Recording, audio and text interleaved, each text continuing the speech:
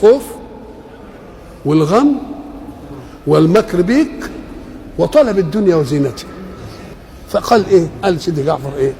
عجبت لمن خاف ولم يفزع الى قول الله سبحانه حسبنا الله ونعم الوكيل. الله.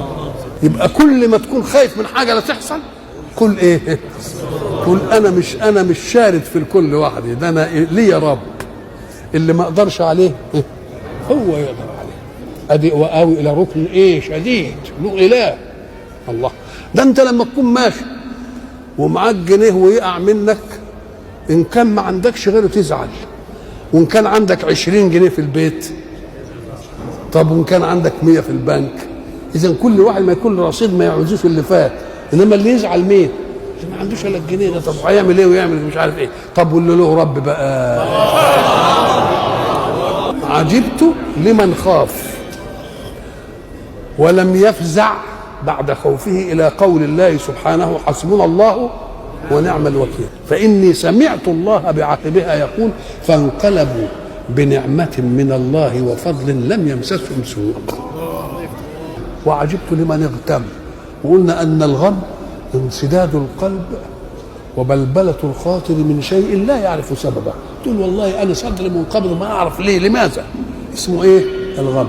وعجبت لمن اغتم ولم يفزع الى قول الله سبحانه لا اله الا انت سبحانك اني كنت من الظالمين. فاني سمعت الله بعقبها يقول فاستجبنا له ونجيناه من الغم. ومش بس له وكذلك ننجي المؤمنين، يعني رددت عامة مش له بس، وكذلك ننجي المؤمنين. وقوله ساعة الغم لا إله إلا أنت، يعني لا مفزع لي سواك. أروح لمين بقى؟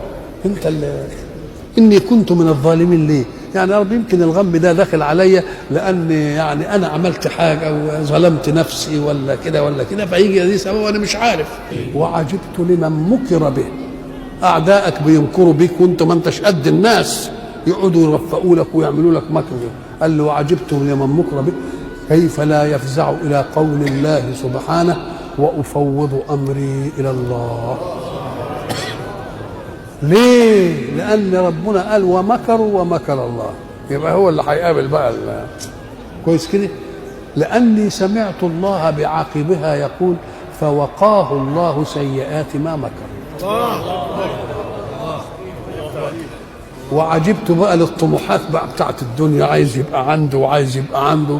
ما فيش مانع يبقى عندك يا سيدي، بس قول ايه؟ ما شاء الله لا قوة إلا بالله ولولا إذ دخلت جنتك. قال بيدل على مفتاح الخير اللي يزود عنده الدنيا، هو ما عندوش، وبيقول له إن كنت يعني برضه عايز الدنيا روح لولا إيه؟